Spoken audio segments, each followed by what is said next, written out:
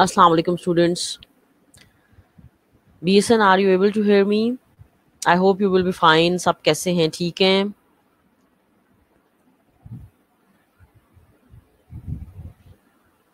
The rest of students also come online. Meanwhile, I am uploading the lecture.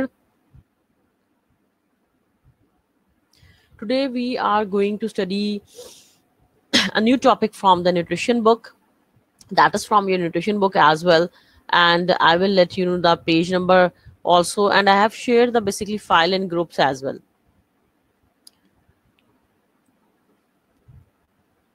So let me first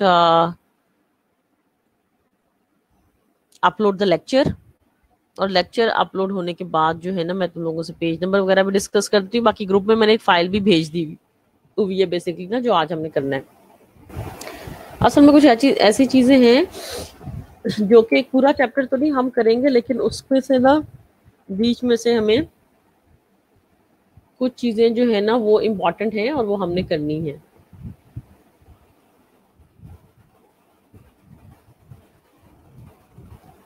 तो मैं जैसे ही जरा ये upload कर लूँ, then we will start.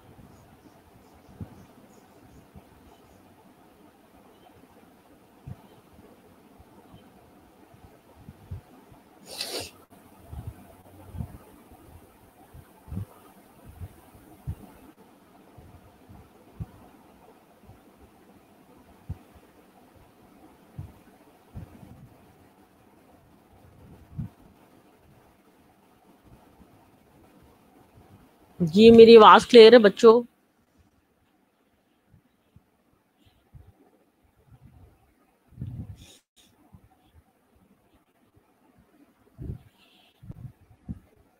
Thus the file is going to, I think, upload.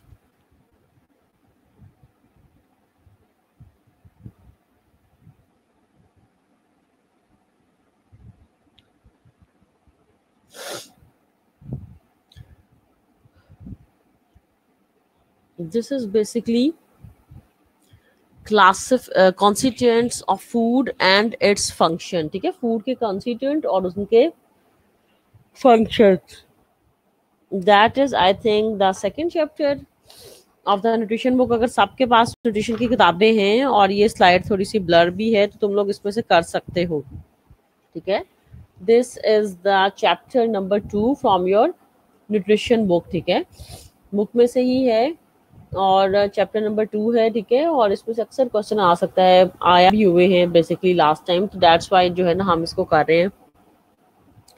Food की जो है ना classification, these type of things basically seems very easy for the students, but जब ऐसे क्वेश्चंस आते हैं तो अटेम्प्ट करने में जो है ना आई डोंट नो स्टूडेंट्स क्या गड़बड़ कर जाते हैं। तो अभी आज इसको देखते हैं इंशाल्लाह।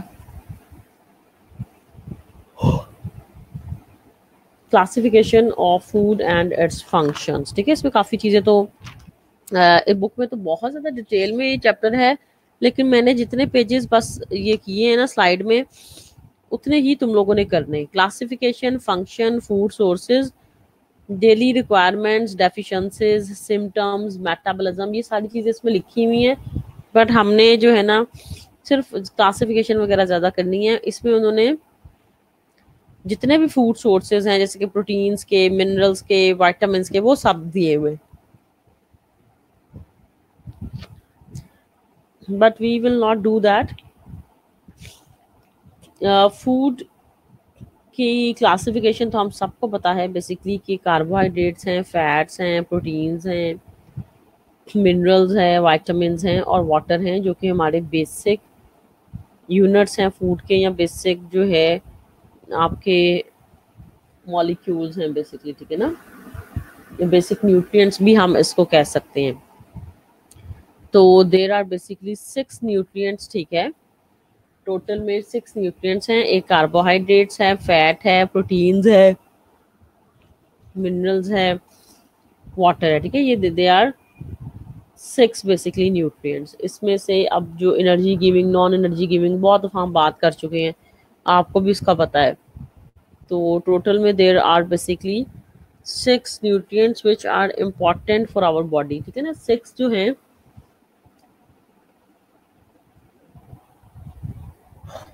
ये बॉडी के लिए बहुत ज़्यादा इम्पॉर्टेंट है। अब classification of food, there are many ways of classifying foods, ठीक है, एक तरीका नहीं है।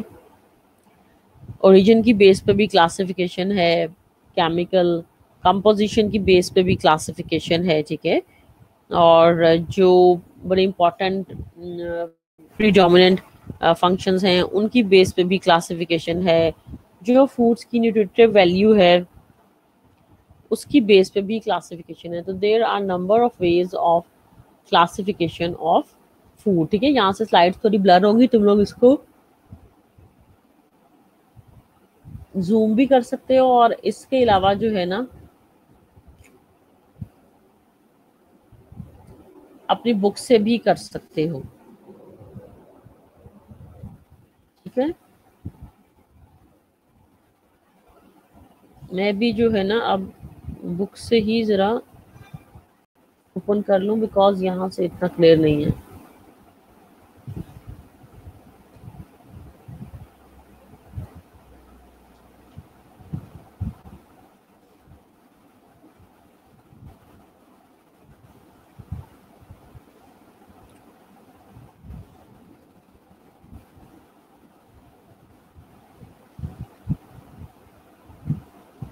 जी, क्लासिफिकेशन बाय ओरिजिन, ठीक है ना। ओरिजिन की बेस पे दो तरह से क्लासिफाई किया गया है फूड को, ठीक है। Foods of animal origin and foods of plant origin, ठीक है। वेजिटेबल ओरिजिन भी हम कह सकते हैं, लेकिन foods of animal origin and foods of plant origin.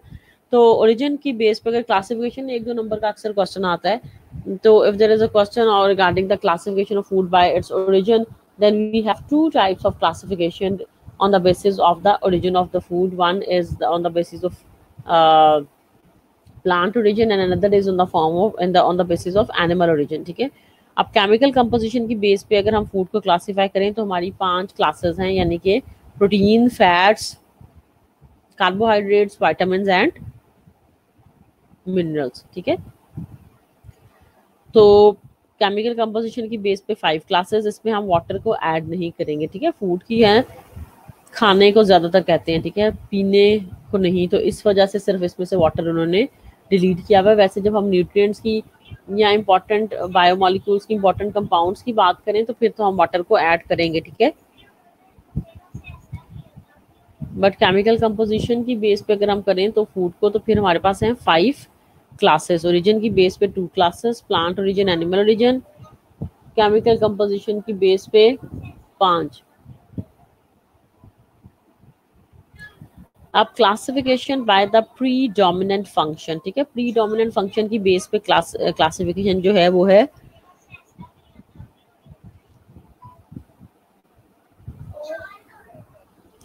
वो हमारे पास है बॉडी बिल्डिंग फूड्स, ठीक है, प्री डोमिनेंट फंक्शन की बेस पे। तो इसमें सबसे पहले आएगा जो सबसे ज्यादा इम्पोर्टेंट भी है,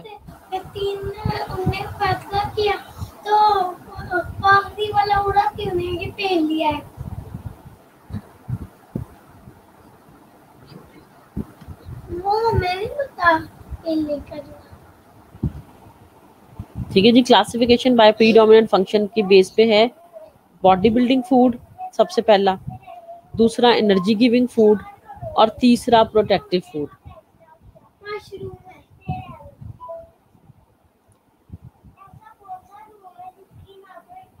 क्लासिफिकेशन बाय प्रीडोमिनेंट फंक्शन की बेस पे 3 तरह के फूड्स हैं। एक बॉडी बिल्डिंग फूड है, ठीक है, दूसरा है एनर्जी गिविंग फूड, और तीसरा कौन सा है, प्रोटेक्टिव फूड।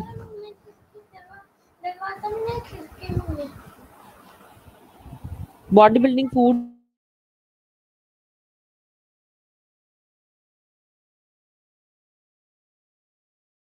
सारे आ जाएंगे प्रोटीन के, देखो pulses, Ps.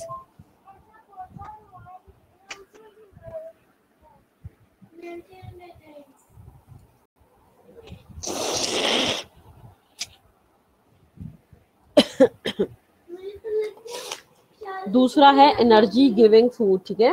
Energy giving foods में हमारे कार्बोहाइड्रेट्स हैं, क्योंकि जो कार्बोहाइड्रेट्स हैं वो इंस्टेंट एनर्जी देते हैं, ठीक है। इसके अलावा फैट्स भी आप इसमें ऐड करोगे, यानी कि सोर्सेज हम लिखेंगे सीरियल्स, शुगर्स, फैट्स, ऑयल्स, ये सारे एनर्जी गिविंग फूड्स हैं। और तीसरा है प्रोटेक्टिव फूड। प्रोटेक्टिव फूड में ज़्यादातर हमारे मिनरल्स वगैरह आ जाते हैं, ठीक है, वाइटामिन, मिनरल्स। तो वेजिटेबल्स, फ्रूट्स और मिल्क, ठीक है, ये प्रोटेक्टिव फूड्स में आएंगे। अब एग्जाम्पल्स तुम लोगों ने अच्छी तरह याद रखनी है। ऐसा नहीं है कि प्रोटेक्टिव फूड्स में तुम लोग जो है ना वो जो तुम लोग एग्जांपल्स हैं वो उसकी दे रहे हो, बॉडी बिल्डिंग की और एनर्जी गिविंग में प्रोटेक्टिव की, ठीक है। बॉडी बिल्डिंग फूड्स में है मिल्क, मीट, पोल्ट्री, फिश, यानी कि प्रोटीन डाइट। एनर्जी गिविंग में हमारे पास आ जाएगा ज्यादातर कार्बोहाइड्रेट और fats like cereals, sugars, fats and oils. अलीजा, गो फ्रॉम देयर। और जो हमारे पास प्रोटेक्टिव फूड है ना उसमें आ जाएगा वेजिटेबल्स, फ्रूट्स एंड मिल्क, ठीक है। तो they are the basically classification by predominant function. अच्छा, जब भी ये क्वेश्चन आएगा डेफिनेटली आगे लिखा होगा, कभी भी ऐसा नहीं आता कि explain the classification of food. और अगर कभी आ जाए तो फिर ऐसा अगर आए तो फिर उसके मार्क्स तुम लोगों ने देखने हैं, ठीक है।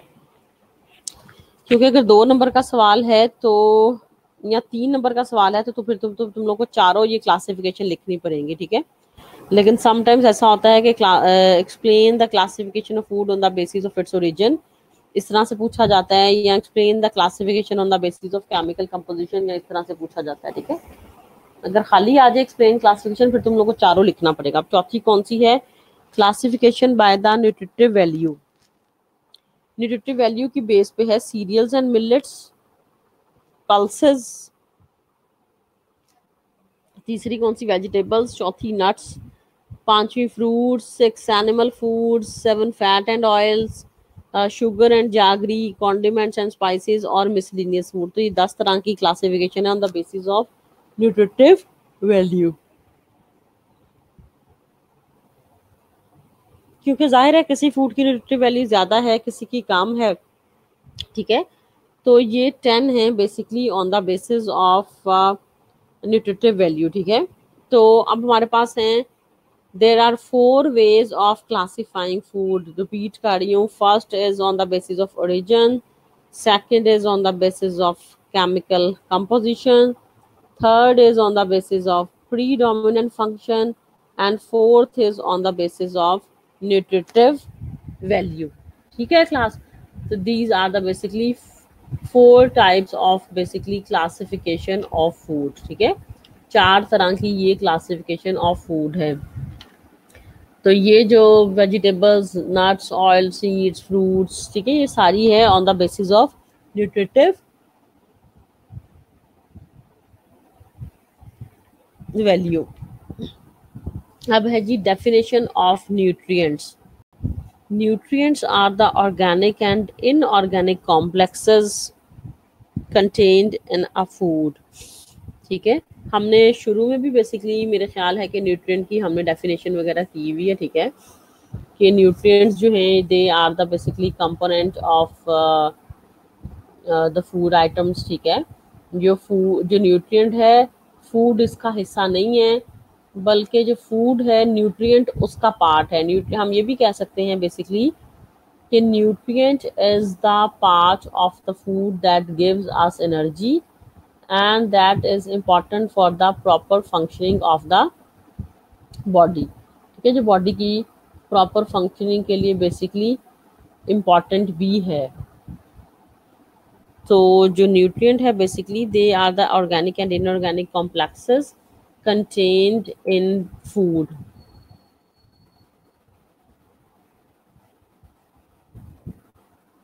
There are about 50 different nutrients which are normally supplied through the food we eat. Each nutrient has specific function in the body. Most natural foods contain more than one nutrient. ठीक है, तो न्यूट्रिएंट्स में देखो आप organic food भी आ जाएंगे और inorganic भी आ जाएंगे. न्यूट्रिएंट्स में बेसिकली दोनों चीजें हैं. ठीक है, ऑर्गेनिक फूड भी आ जाएंगे और इनऑर्गेनिक फूड भी आ जाएंगे. ठीक है, तो ऑर्गेनिक हम सबको पता है कार्बोहाइड्रेट्स, प्रोटीन्स वगैरह, और इनऑर्गेनिक में हमारे पास विटामिन्स और वाटर है बस. ठीक है, नहीं मिनरल्स. इनऑर्गेनिक में हमारे पास सिर्फ मिनरल्स और वाटर है जस्ट. और हमारे पास 50 से ज़्यादा न्यूट्रिएंट्स हैं. ठीक है, अभी तो सिर्फ हम कार्बोहाइड्रेट्स, प्रोटीन्स और मिनरल्स वगैरह की बात करते हैं ना, लेकिन हमारे पास जो है ना और भी ऐसे केमिकल्स हैं which act as the nutrients in our body. ठीक है, और हर न्यूट्रिएंट का डेफिनेटली डिफरेंट फंक्शन है. Most natural foods contain more than one nutrient. और जितने भी हमारे नेचुरल फूड्स हैं ना, इनमें बेसिकली जो है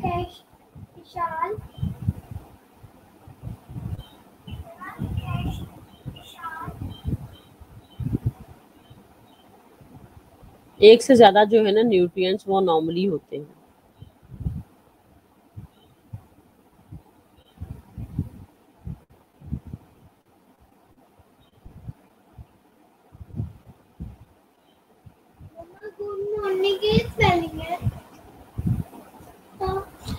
ठीक है, इनमें एक से ज्यादा न्यूट्रिएंट होते हैं. अब न्यूट्रिएंट्स की दो तरह की क्लासिफिकेशन है, एक मैक्रो न्यूट्रिएंट्स है और एक है micro nutrients. One is macronutrient, another is micronutrient. Good morning and spelling. Macronutrients में हमें पता है कि कार्बोहाइड्रेट्स आ जाएंगे, प्रोटीन्स आ जाएंगे और क्या आ जाएगा, फैट्स आ जाएंगे basically. Good morning. These are the macronutrients basically जिनकी बॉडी को रिक्वायरमेंट होती है ना. दे आर बेसिकली मैक्रोन्यूट्रिएंट्स जो कि लार्ज अमाउंट में large amount.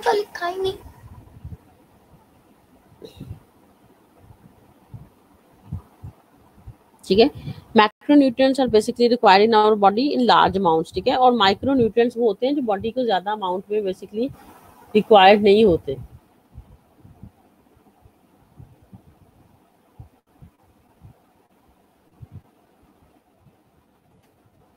They are required in basically trace amounts.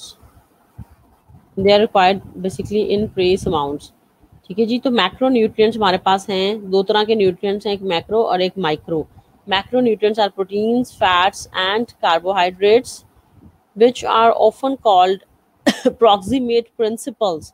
Macronutrients are often called as proximate principles because they form the main bulk of food in the Indian dietary. अब इन्होंने Indian author की book है इसलिए ये लिखा हुआ है, तुम लोग को ये लिखना जरूरी नहीं है अगर कभी आ जाए. ठीक है ना, तो this is basically they are required in basically large amounts in the food. That's why इसको हम proximate principles भी कह रहे हैं. They contribute to the total energy intake in the following proportions. हमारी टोटल एनर्जी का जो है ना इतने परसेंट मैक्रोन्यूट्रिएंट से मिलता है. दैट इज वाई मैक्रो का मतलब भी बेसिकली बिग है ना. Macro means big, micro means small. Macro का मतलब बिग है, माइक्रो का मतलब है स्मॉल. तो ये हमारे जो है ना हमें डेली लाइफ रूटीन में हमें ज़्यादा अमाउंट में रिक्वायर होते हैं, तो इस वजह से हम इसको प्रॉक्सिमेट प्रिंसिपल्स भी कहते हैं, मैक्रोन्यूट्रिएंट्स भी कहते हैं. और हमारे फूड का मेजर हिस्सा बेसिकली मैक्रोन्यूट्रिएंट से बना हुआ है. ठीक है,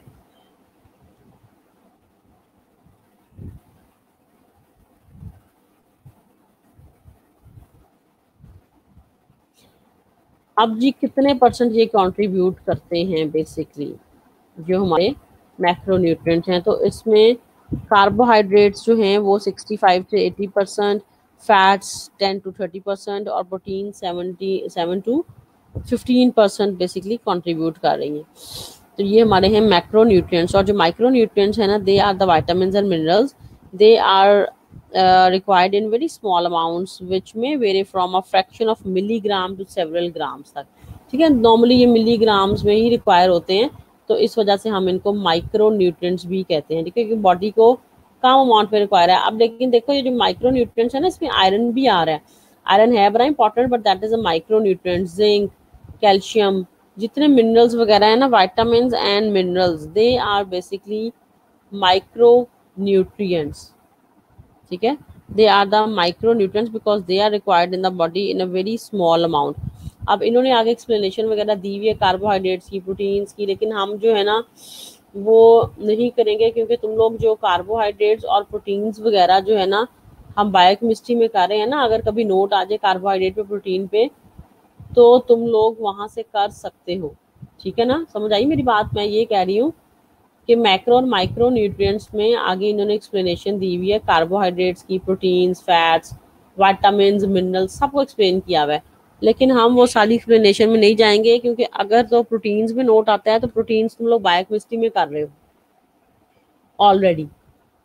अगर कार्बोहाइड्रेट्स पे नोट आता है तो कार्बोहाइड्रेट्स का पूरा चैप्टर तुम लोग कर रहे हो। ठीक है ना, उसके बारे में अगर कोई इंफॉर्मेशन आती है तो तुम लोग लिख सकते हो, उसमें तो इतना मसला नहीं है। इसी तरह से जो है ना उसमें मिनरल्स पे या विटामिन पे आता है तो वो भी लिख सकते हो। बस मिनरल्स ही हमने नहीं किया हुआ, और विटामिन तो तुम लोगों ने किए हुए। ठीक है, तो मिनरल्स हमारे पास इनऑर्गेनिक फूड आइटम्स हैं which are required in small amounts in the body. और मिनरल्स कौन कौन सी हैं? सोडियम, पोटेशियम, कैल्शियम, जिंक, ठीक है, कोबाल्ट, मैग्नीज, ये सारी मिनरल्स हैं। ठीक है, तो मिनरल्स के नाम एटलीस्ट तुम लोगों को पता होने चाहिए कि मिनरल्स कौन कौन सी हैं। मिनरल्स के नाम तुम सबको मेरा ख्याल है कि पता पहले से भी होंगे। कौन कौन सी हैं मिनरल्स हमारे पास? Macro, micro minerals. ठीक है, उसमें भी जो ज़्यादा अमाउंट में चाहिए होती है मैक्रो मिनरल, जो कम अमाउंट में चाहिए होती है वो माइक्रो मिनरल। तो सिर्फ नेमिंग की हद तक है, बहुत ज़्यादा भी अगर हो तो कभी कैल्शियम के फंक्शंस आ जाते हैं। ठीक है, या सोडियम के अगर आ जाएं फंक्शंस, ये मेजर मिनरल्स हैं। ठीक है, तो ये वो चीज़ें हैं जो तुम लोग बाकी सब्जेक्ट्स में भी पढ़ते हो और हम इजीली लिख सकते हैं, कैल्शियम के फंक्शंस या सोडियम के फंक्शंस। ठीक है, या आयरन के फंक्शंस। तो calcium, sodium, iron, basically they are the common minerals which are required in our body. ठीक है, कॉमन मिनरल्स हैं ये, और इसके एक एक दो दो फंक्शंस हम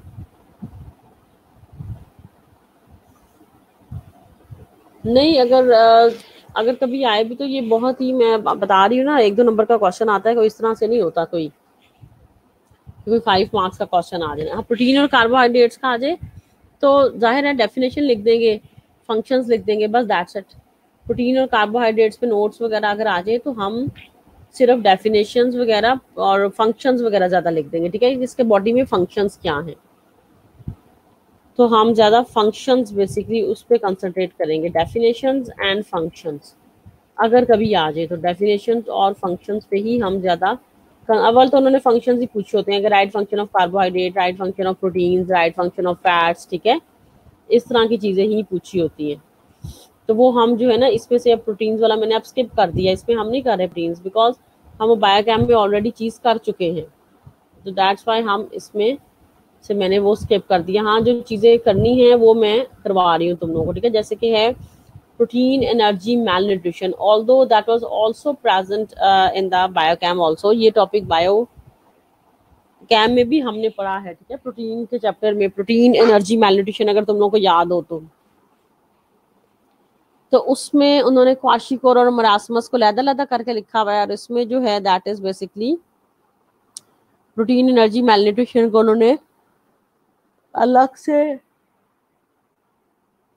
एक पैराग्राफ की फॉर्म में इसमें दिया हुआ है। ठीक है, तो what is protein energy malnutrition, ये तो काफी दफा आया हुआ है, इस वजह से हम ये चीज जो है ना इसको रिपीट करेंगे। इसमें सेपरेट भी आ सकता है कि क्वाशिकोर और मरासमस क्या है, और जर्नल भी आ सकता है कि प्रोटीन एनर्जी मैल न्यूट्रिशन क्या है basically. The condition is wide spread in India, ये कहानी हम नहीं लिखेंगे, आप ये लिख सकते हो the condition is wide spread in Pakistan, क्योंकि पाकिस्तान के भी कुछ ऐसे इलाके हैं जहाँ पे जो है वो प्रोटीन्स की बहुत ज़्यादा डेफिशिएंसी है। ठीक है, थर और जो इस तरह के इलाके हैं ना, काफ़ी ऐसे हैं जिसमें हमारे पास क्वाशिकोर और मरासमस वाले बच्चे हैं। लेकिन ज़्यादातर ये वो इलाके हैं जिनमें खुराक की कमी होती है, फूड की। ठीक है, ज़ाहिर पुअर कम्युनिटीज़ जो हैं उनमें ज़्यादा ये प्रॉब्लम है प्रोटीन एनर्जी मैलन्यूट्रिशन की। तो this condition is wide spread in Pakistan among children 6 months to 3 years.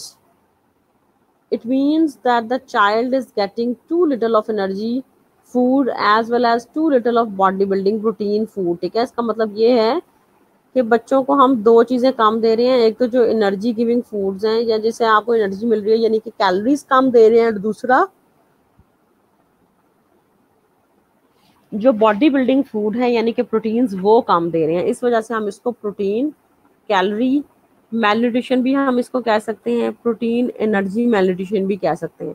Protein calorie malnutrition आए तो फिर भी यही है, ठीक है, और प्रोटीन एनर्जी मैलन्यूट्रिशन आए तो फिर भी यही है। और अगर सिंपल भी मैलन्यूट्रिशन आ जाता है तो तुम लोग इसमें ये एग्जांपल दे सकते हो प्रोटीन एनर्जी मैलन्यूट्रिशन की, ठीक है। इनफैक्ट देयर इज स्टारवेशन और अंडर न्यूट्रिशन, तो ज़्यादा इसमें जो है ना स्टारवेशन और अंडर न्यूट्रिशन वाली कहानी होती है प्रोटीन एनर्जी मैलन्यूट्रिशन में। अब जो फैक्टर्स बेसिकली इसको कॉज कर रहे हैं प्रोटीन एनर्जी मैलन्यूट्रिशन को, कौन सी चीज़ें हैं जिसकी वजह से ये हो रही है।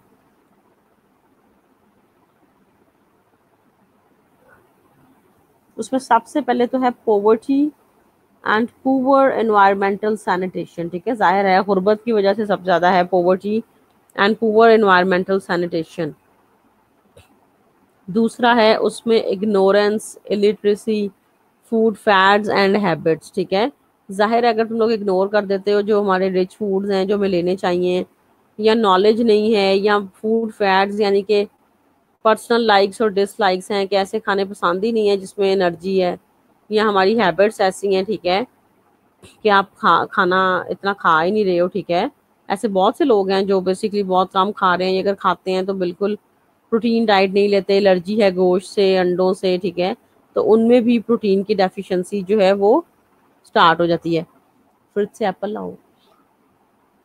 Repeated infection such as diarrhoea and respiratory infection, ऐसे लोग जिनकी बॉडी में जो है ना, जिनको इन्फेक्शन बहुत ज़्यादा हो रहा होता है, ठीक है, रेस्पिरेटरी इन्फेक्शन है, कोई और इन्फेक्शन है, ठीक है, तो उसकी वजह से भी क्या होता है कि बेसिकली उनमें कैलोरी डेफिशिएंसी हो जाती है और साथ में प्रोटीन डेफिशिएंसी भी हो जाती है ऐसे लोगों में। ज़ाहिर है अगर आप बीमार ज़्यादा हो गए तो मेल न्यूट्रिशन, अंडर न्यूट्रिशन होने के चांसेस ज़्यादा होंगे। देखो जैसे अगर फीवर ही है तो हमारी डाइट कोई रोटी वगैरह बिल्कुल बंद हो जाती है।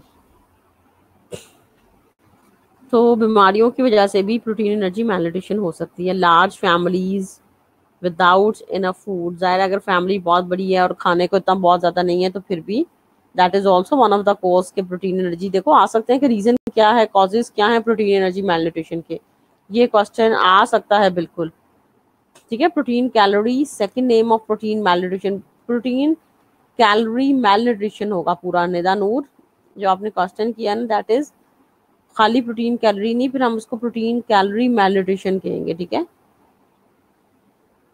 प्रोटीन एनर्जी मैलन्यूट्रिशन या प्रोटीन कैलोरी मैलन्यूट्रिशन एक ही बात है। या क्वाशियोर और मरासमस वगैरह भी इसमें आ सकता है। अच्छा देखो अब इसके causes, large families without enough food, ठीक है। इसके अलावा पांचवा कॉज क्या लिखा हुआ है, low birth weight and an anaemic mother, protein energy malnutrition needs to be prevented by means of. अच्छा लो बर्थ वेट और अगर माँ को एनीमिया वगैरह है तो फिर भी प्रोटीन एनर्जी मैलन्यूट्रिशन हो सकता है, ठीक है। अगर पैदाइशी तौर पे ही बच्चे कमज़ोर हैं, उनका वजन कम है, तो उनमें ज़्यादा चांसेस हैं कि वो PEM यानी कि प्रोटीन एनर्जी मैलन्यूट्रिशन से सफ़र करे। या फिर if the mother health is not good, ठीक है, अगर माँ की सेहत अच्छी नहीं है तो ज़ाहिर है बच्चे की सेहत पे तो लाजमी फ़र्क पड़ता है ना। तो अगर मदर्स हेल्थ ज़्यादा अच्छी नहीं है तो ऐसे बच्चों को भी ज़्यादातर जो है ना प्रोटीन कैलोरी डेफिशिएंसी होती है। अब हम इसको प्रिवेंट कैसे कर सकते हैं, कौन कौन सी ऐसे फैक्टर्स हैं जिससे हम इसको प्रिवेंट कर सकते हैं। तो सबसे पहला है economic development to get rid of poverty. जाहिर है हमारे पाकिस्तान में भी और इंडिया भी बहुत, जैसे उसमें भी बहुत ज़्यादा गरीब मुल्क है, बांग्लादेश वगैरह, ठीक है, सोमालिया। वॉश नहीं किया, अच्छी तरह धोया। चलो। तो ये जो जो गरीब मुल्क है ना बेसिकली, ठीक है, फिलिपाइंस हैं वगैरह, ठीक है, तो ये जो जितने गरीब मुल्क हैं उनमें बहुत ज्यादा बेसिकली जो है वो प्रोटीन एनर्जी जो है मेल न्यूट्रिशन और अंडर न्यूट्रिशन, स्टारवेशन, बोस्निया, ठीक है, सोमालिया, अक्सर तुम लोग देखते होगे टीवी पे भी। तो इन इन मुल्कों में और पाकिस्तान में भी जाहिर है बहुत ज्यादा जो है ना इकोनॉमिक डेवलपमेंट ज़्यादा जिन मुल्कों की काम है, तो उसमें इन बीमारियों के चांसेस ज्यादा हैं। तुम लोगों ने अक्सर देखा होगा टीवी पे बच्चे जिनके पेट फूले होते हैं और वो बहुत पतले से काले से होते हैं, ठीक है, टांगे बाजू उनकी बड़ी पतली होती है लेकिन पेट उनके फूले होते हैं, यानी कि ओडीमा उनको हुआ होता है। That is basically marasmus and kwashiorkor, ये वो बीमारी है। Effective child health care programs, ठीक है, कि अगर हम एक तो इकोनॉमिक डेवलपमेंट करें, पॉवर्टी ना हो, तो फिर हम इससे बच सकते हैं। दूसरा क्या ट्रीटमेंट है, कैसे हम पीएम को, प्रोटीन एनर्जी मैलन्यूट्रिशन को प्रिवेंट कैसे कर सकते हैं, कि अगर चाइल्ड हेल्थ केयर प्रोग्राम्स अगर हमारे मुल्क में अच्छे हों, इफेक्टिव हों, तो हम इससे बच सकते हैं। इसके अलावा इम्प्रूव्ड इन्वायरमेंटल सैनिटेशन हमारी अच्छी हो, ठीक है, तो फिर भी हम इससे बच सकते हैं। चौथा, न्यूट्रिशन एंड हेल्थ एजुकेशन अगर हो तो तब भी बच सकते हैं, ठीक है। अवेयरनेस, हेल्थ एजुकेशन हमारी बड़ी कम है, न्यूट्रिशन ही कम है। Even even mothers are not as much aware कि बच्चे को डाइट क्या देनी है, ठीक है, छोटे बच्चे की रिक्वायरमेंट डेली क्या है, उसे कितनी कैलोरीज चाहिए। या सिर्फ जैसे हमने जो न्यू बॉर्न है तो सिर्फ उसको 6 महीने तक ही दूध पे रखना है, 6 महीने के बाद आप उसको अच्छी डाइट दो ताकि उसकी ग्रोथ अच्छी हो।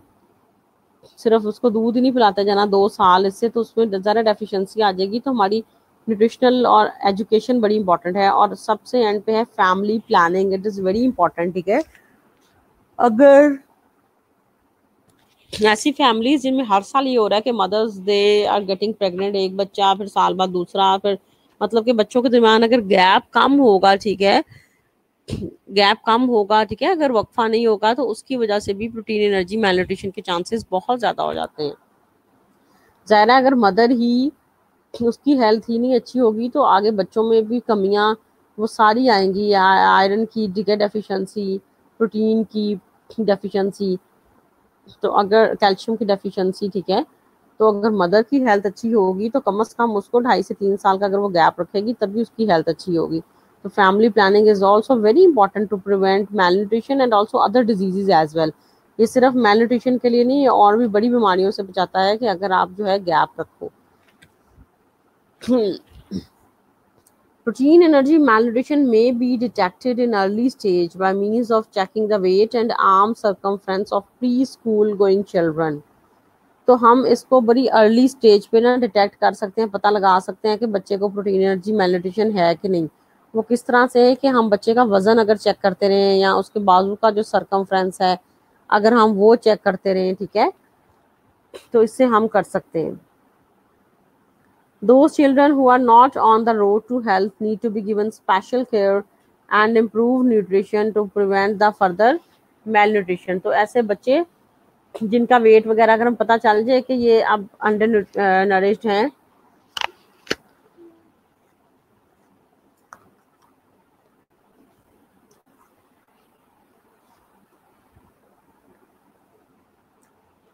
अगर हम उनको स्पेशल केयर दें तो बच्चे जो है ना उनकी हेल्थ इंप्रूव हो सकती है। If PM is not checked and child will develop symptoms of marasmus and kwashiorkor which is more serious. More information is given on the protein topic. अच्छा, अब अगर बच्चे को प्रोटीन एनर्जी मैलन्यूट्रिशन है और हम उसे इग्नोर कर रहे हैं तो फिर मरासमस और क्वाशियोर के सीरियस सिम्टम्स जो है ना डेवलप हो जाने की, ओडीमा हो जाता है, उसमें ग्रोथ रुक जाती है बच्चों की, ठीक है, तो मसल वेस्टिंग हो जाती है, मसल वीकनेस हो जाती है। सारे सिम्टम्स हमने मरासमस और क्वाशियोर के तुम लोगों ने बायोकेम में पढ़े हुए हैं। उसमें देखो प्रोटीन्स वाला चैप्टर जो बायोकेमिस्ट्री की किताब का है उसमें उन्होंने एक टेबल में दिया हुआ है मरासमस और क्वाशियोर।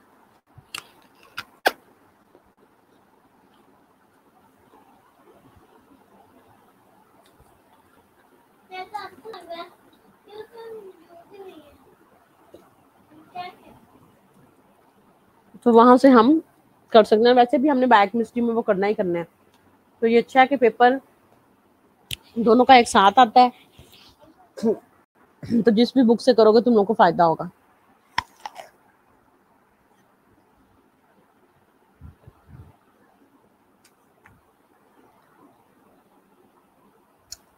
अब ट्रीटमेंट क्वाशिकर और मरासमस की जो है जी वो है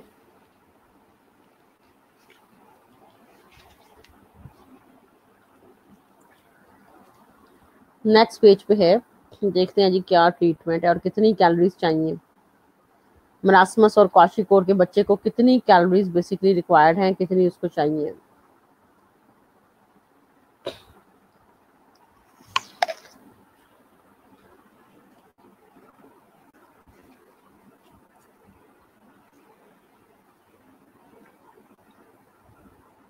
Both the conditions are caused by severe deficiencies of proteins and calories.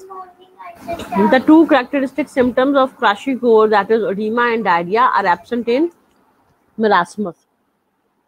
अब हमें पता है कि थोड़ा सा फर्क है मरासमस और क्वाशिकोर में, ठीक है।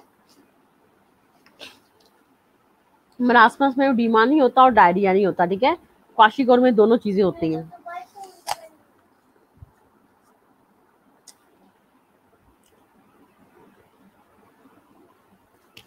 अब इम्पोर्टेंट चीज के अगर इसका डाइट चार्ट आ जाए, ठीक है, वो भी है नेक्स्ट पेज पे, वो भी अभी हम करते हैं। और इसके अलावा कैलोरीज कितनी चाहिए बेसिकली, ठीक है। 10 मिनट की ब्रेक है और उसके बाद जो है ना हम ये पढ़ते हैं कि कितनी कैलोरीज चाहिए क्वाशिकर और मरासमस के बच्चों को, और प्लस इसमें डाइट चार्ट में हम क्या लिखेंगे, क्या बनाएंगे, ठीक है। 10 मिनट्स के बाद में ये हम इसको वापस कंटिन्यू कर रहे हैं।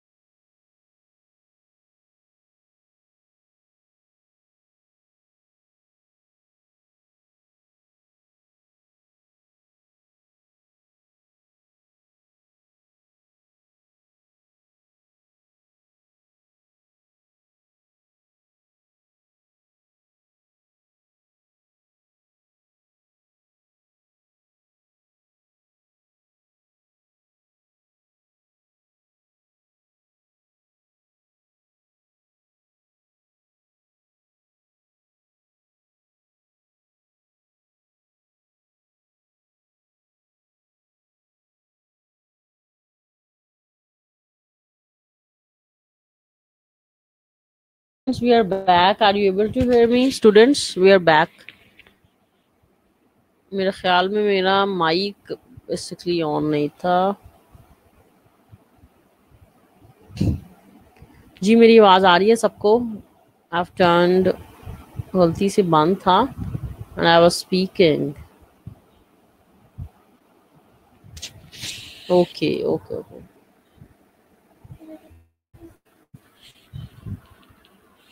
Okay, good, Hira Zafar.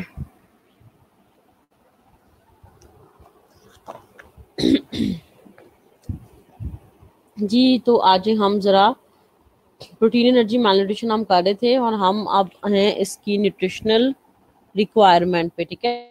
Requirement क्या होनी चाहिए ऐसे बच्चों की जिनमें प्रोटीन एनर्जी मैलन्यूट्रिशन यानी कि क्वाशिकोर और मरासमस हो, ठीक है। तो उनकी न्यूट्रिशनल रिक्वायरमेंट क्या होनी चाहिए? The diet should be easily digestible. ज़ाहिर है बच्चे हैं, पेशेंट है, तो सबसे पहला फॉर्मूला रूल यही बनता है कि डाइट जो है वो इजीली डाइजेस्टेबल हो and should contain proteins of high nutritive values. और ऐसी प्रोटीन्स हमने, अब कौन सी प्रोटीन्स है जिनकी न्यूट्रिटिव वैल्यू अच्छी होती है? प्रोटीन्स पढ़ी है ना? कौन सी प्रोटीन्स हैं जिनकी न्यूट्रिटिव वैल्यू अच्छी होती है? किस तरह पता चलेगा कि इस प्रोटीन की न्यूट्रिटिव वैल्यू अच्छी है? बीइंग अ नर्स कैसे तुम लोग कहोगे कि क्या चीज़ खाओ ये वाली प्रोटीन की न्यूट्रिटिव वैल्यू अच्छी है? ये मैंने तुम लोग को बताया भी हुआ है अगर याद हो तो, क्योंकि ज़रूरी नहीं है कि सारी प्रोटीन्स की न्यूट्रिटिव वैल्यू अच्छी हो।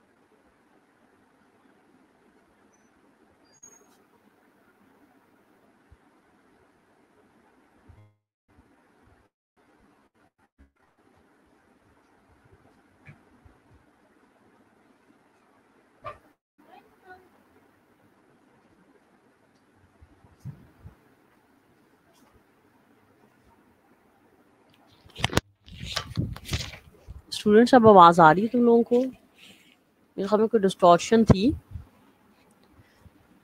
अच्छा जी, तो जो हमारी ए क्लास प्रोटीन्स हैं देखो उनकी न्यूट्रिटिव वैल्यू अच्छी होती है। ए क्लास प्रोटीन जिनमें एसेंशियल अमाइनो एसिड्स हों, ठीक है।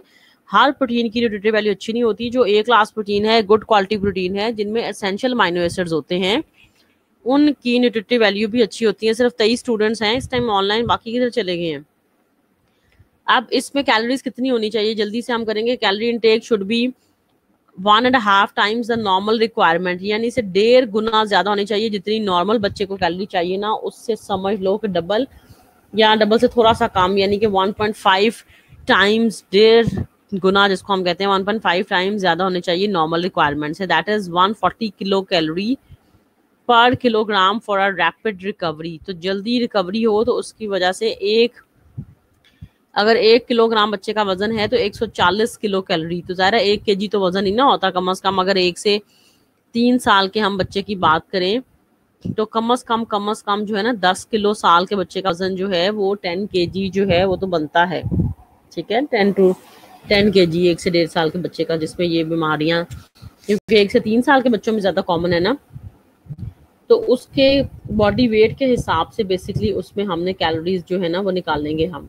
तो अगर उसका वेट 1 केजी है तो 140 किलो कैलोरीज को चाहिए, ठीक है। तो इसके अकॉर्डिंगली हम कैलकुलेट करेंगे for a rapid recovery. Protein intake should be twice the normal protein, जितनी नॉर्मल प्रोटीन चाहिए ना, यानी कि वैसे तो 1 किलोग्राम के लिहाज से 1 ग्राम 2 ग्राम प्रोटीन चाहिए होती है, लेकिन अब प्रोटीन एनर्जी मैलन्यूट्रिशन में अगर 1 किलो वजन है तो कम से कम 4 से 5 ग्राम प्रोटीन चाहिए। यानी कि अगर बच्चे का वजन 10 किलो है तो उसको डेली आपने 50 ग्राम प्रोटीन्स जो है ना उसको रिक्वायर है, ठीक है। Gram of the protein is highly required.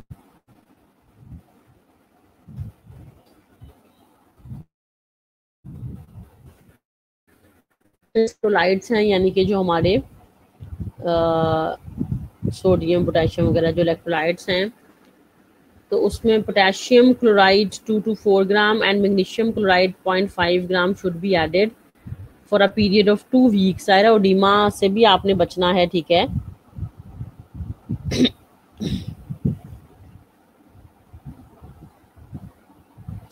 तो इस वजह से जो है ना इलेक्ट्रोलाइट बैलेंस भी जो है वो मेंटेन रहना चाहिए।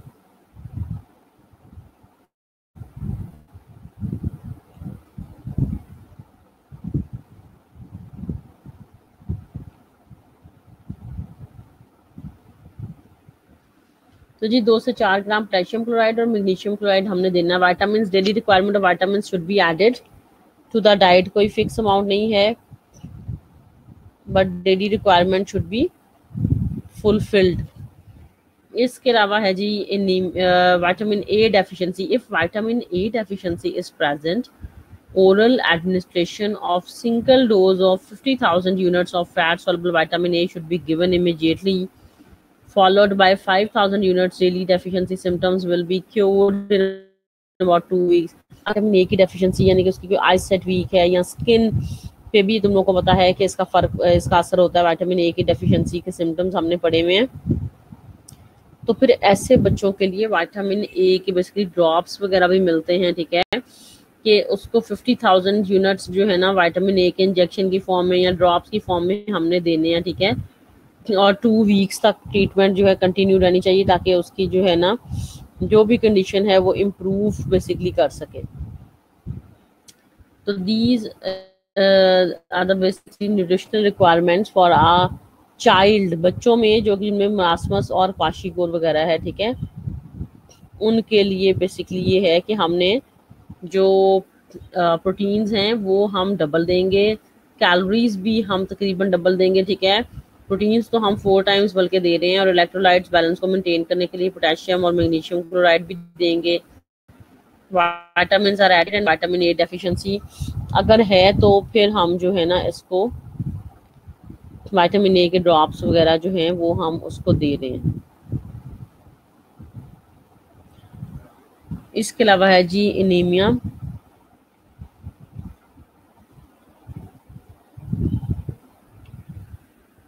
For the treatment of anaemia ferrous ammonium citrate, ठीक है, मेडिसिन की फॉर्म में बेसिकली ये आता है, टैबलेट्स की फॉर्म में, ठीक है। फेरस अमोनियम सिट्रेट 0.8 ग्राम या सैशे की फॉर्म में आता है, ठीक है। Should be given daily in the form of the syrup. देखो सिरप की फॉर्म में हम बच्चे को जो है ना दिन में 3 दफ़ा 1 महीने के लिए हम दे सकते हैं। ऐसे बच्चों को जिनमें आयरन डेफिशिएंसी है या उसमें फॉलिक एसिड की डेफिशिएंसी या एनीमिया की डेफिशिएंसी, यानी कि ज़ाहिर है ब्लड की डेफिशिएंसी आपकी आयरन की वजह से भी हो सकती है, आपकी जो है उस फॉलिक एसिड की वजह से भी हो सकती है, ठीक है। हीमोग्लोबिन लेवल लो है उसकी वजह से भी हो सकती है।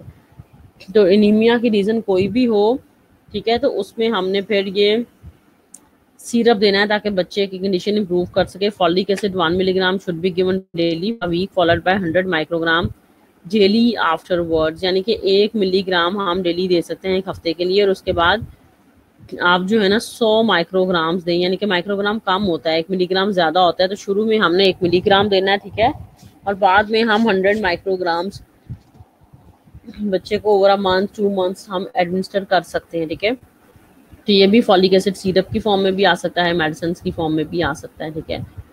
आप डाइट चार्ट जो है ना इन बच्चों का मरासमस है उनको या क्वाशिकोर है, ठीक है, ये आ सकता है बिल्कुल।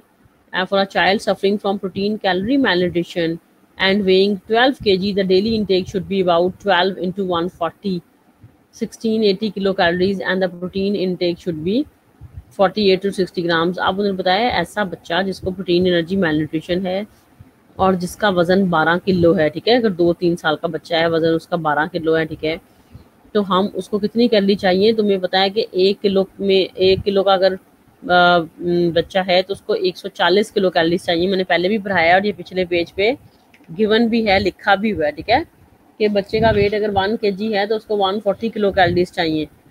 तो और अगर उसमें वेट दिया हुआ है तुम लोगों को कि ये बच्चे का वेट है तो इसके अकॉर्डिंगली इसका डाइट चार्ट बनाना है, तो तुम 140 से उसको मल्टीप्लाई कर दो, ठीक है। 140 से क्या करेंगे, हम उसको मल्टीप्लाई कर देंगे, तो 12 into 140 is equal to 1680 kilo calories, ठीक है। और प्रोटीन इनटेक भी इसी तरह से जो है ना उसके वेट के लिहाज से कम उसे 4-5 ग्राम प्रोटीन चाहिए, तो 50 से 60 ग्राम प्रोटीन की रिक्वायरमेंट है।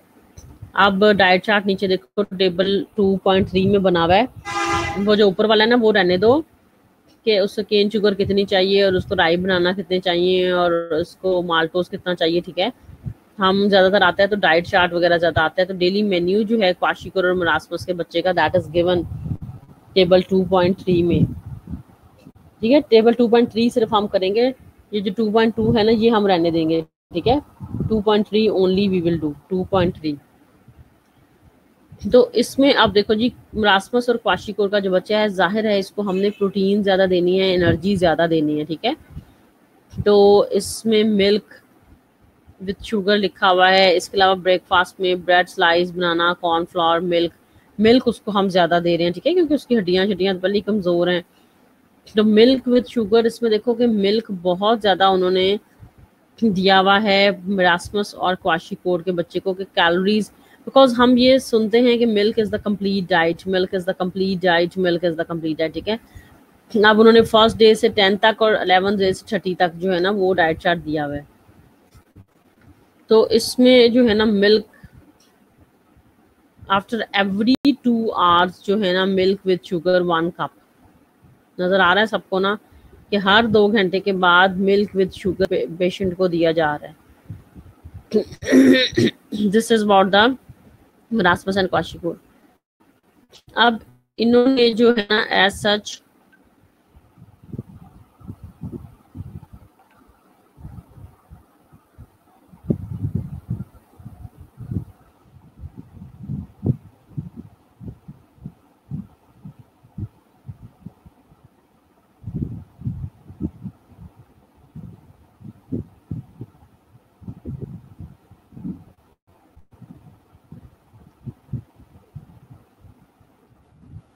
ऐसे प्रोटीन इसलिए लिखी हुई क्योंकि बच्चे जाहिर है बहुत ज़्यादा अगर वो वीक है, ठीक है, तो वो ज़ाहिर है इस तरह से गोश्त की फॉर्म में प्रोटीन इतनी लेगा भी नहीं, तो इन्होंने ज़्यादातर जो है ना सॉफ्ट सोर्सेज जैसे कि बनाना है, कॉर्नफ्लोर, ठीक है, और मिल्क पे ज़्यादा कंसंट्रेट किया हुआ है, ठीक है। तो हम भी मिल्क जो है वो ज़्यादा ऐड करेंगे।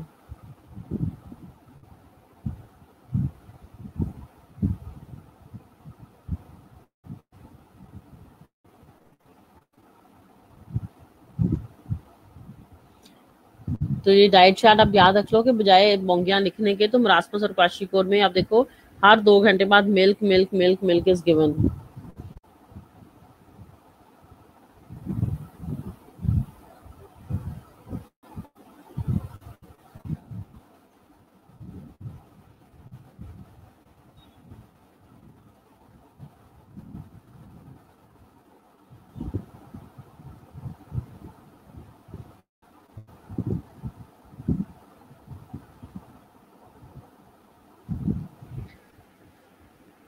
तो जी ज्यादातर जो है ना इसमें सब में मिल्क ही दिया हुआ है, तो हम भी अगर आ जाए तो हम भी इसी तरह से करेंगे कि हर 2 घंटे बाद पेशेंट को जो है ना मिल्क इज गिवन। तो this was about the diet chart of the marasmus and क्वाशिकोर।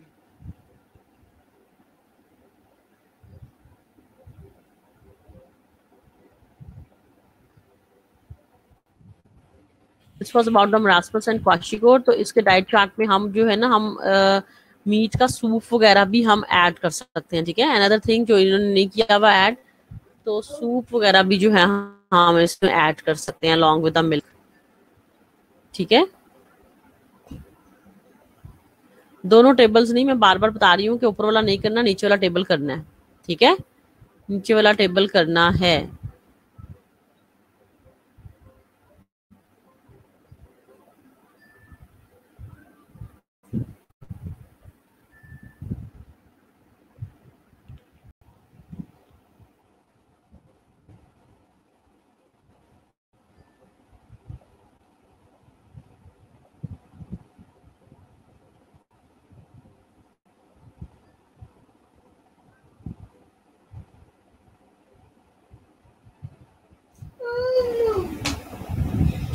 जी कोई मसला इसमें तो तुम लोग इजीली पूछ सकते हो, there's any problem you can ask.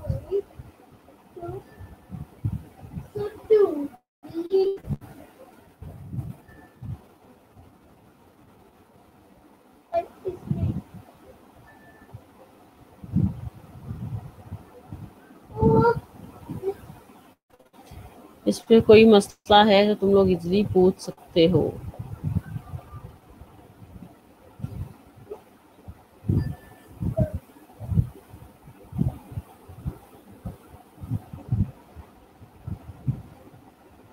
Milk जो है ना that is the complete diet, ठीक है।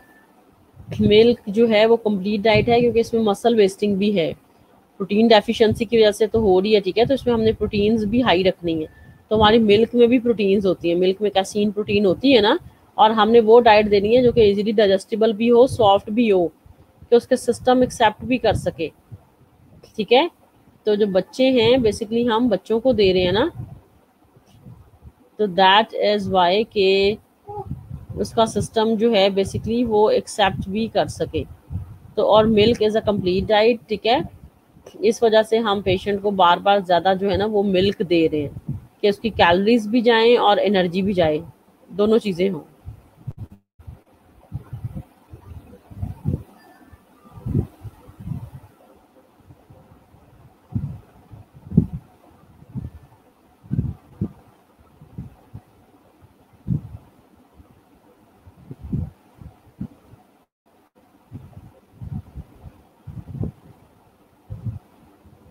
इस वजह से जो है ना मिल्क डाइट जो है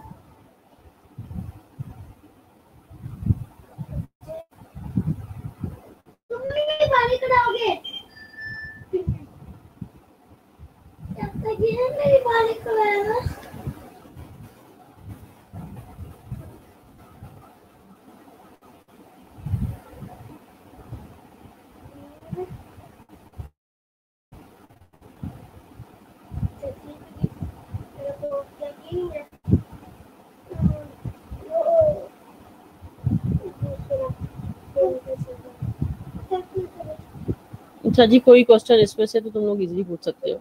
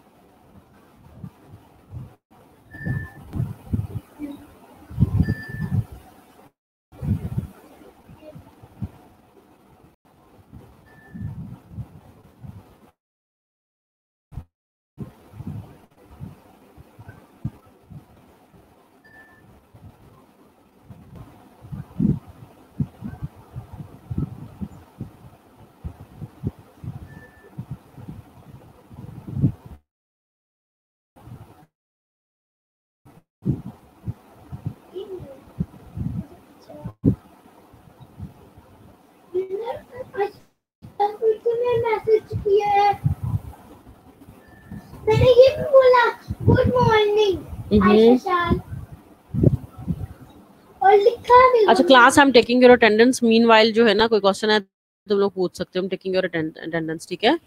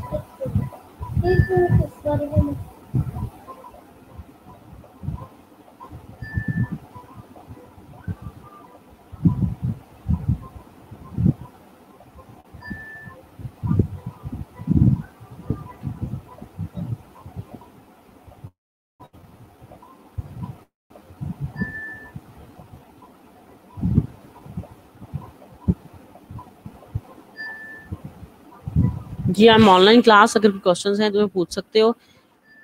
बाकी न्यूट्रिशन में एज सच नहीं है, कुछ चीज़ें रह गई हैं, ठीक है, वो हम साथ साथ करते रहेंगे, ठीक है। और नेक्स्ट टाइम इंशाल्लाह बायोकेमिस्ट्री का ही टॉपिक करेंगे। तुम लोगों का जो है ना वो कुछ टॉपिक्स हैं, जैसे कि सेकंड ईयर की तुम लोग की वो फर्स्ट ईयर की बुक से था ऑर्गेनिक केमिस्ट्री ना, अल्केन्स अल्कीन्स अल्काइंस वाला वो रह गया है। इसके अलावा जो है ना जो डेफिनेशन सी एटम्स मॉलिक्यूल्स क्या होते हैं, कंपाउंड मिक्सचर क्या होते हैं, ठीक है, वो चीज़ें रह गई हैं। तो ये चीज़ें जो हैं इंशाल्लाह soon we will cover that ना।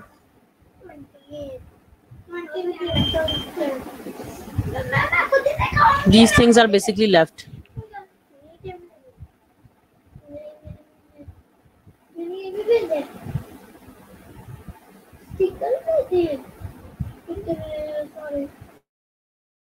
और मैंने ये भी भेजा है।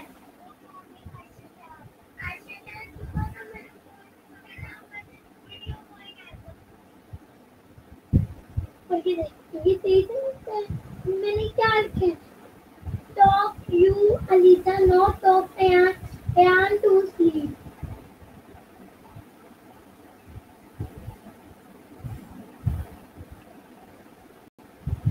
उन्होंने क्या भेजा है?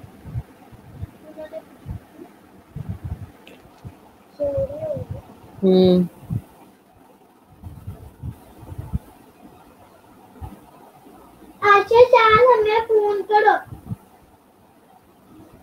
अच्छा चल हमें फोन करो। कट।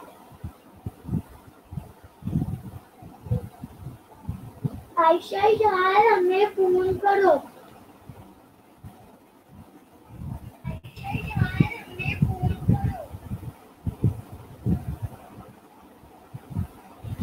जी बच्चों कोई क्वेश्चंस हैं तो इजीली तुम लोग पूछ सकते हो, ठीक है। हाँ ऑलमोस्ट न्यूट्रिशन का ऑलमोस्ट कंप्लीट है। बायोकेम में there are topics which are left, ठीक है, 2-3 टॉपिक्स हैं बायोकेमिस्ट्री में जो कि रहते हैं। न्यूट्रिशन का ऑलमोस्ट कंप्लीट है। एक दो चीजें हैं जो जर्नल, जैसे आज हमने किया है फूड की क्लासिफिकेशन, ठीक है, इस तरह के सवाल, इसी तरह के एक दो और चीजें हैं जो हम न्यूट्रिशन में कवर करेंगे, ठीक है।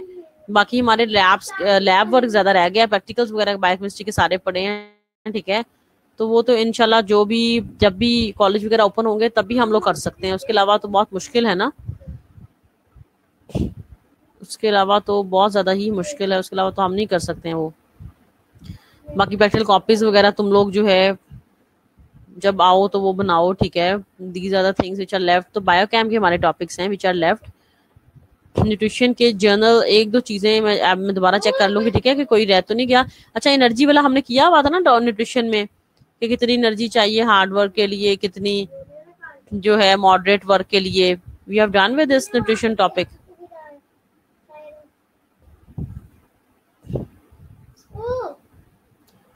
एनर्जी वाला चैप्टर जो है हम कर चुके हैं कि नहीं तो मुझे बता दो। बाकी मैं चेक कर लूंगी न्यूट्रिशन में एक दो चीजें जो रह गई है ना, ताकि हम वो कंप्लीट कर लें।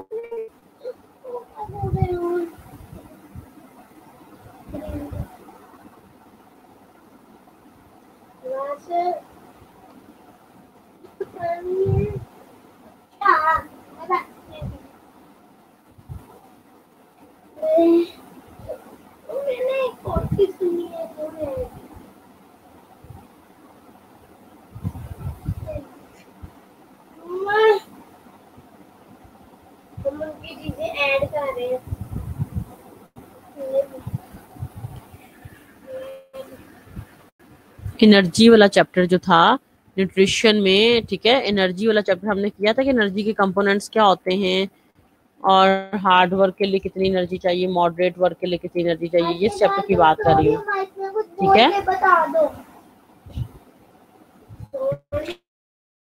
एनर्जी वाला चैप्टर हैव इट डन और not?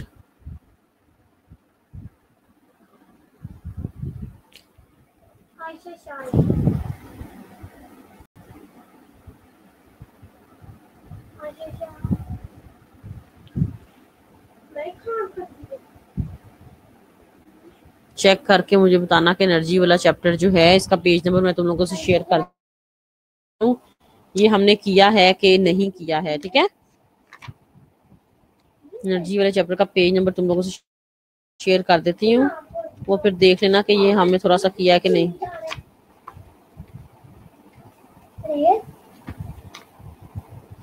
I will share page number with you. अच्छा जी, पेज नंबर 107, 108 पे है मेरे ख्याल में एनर्जी।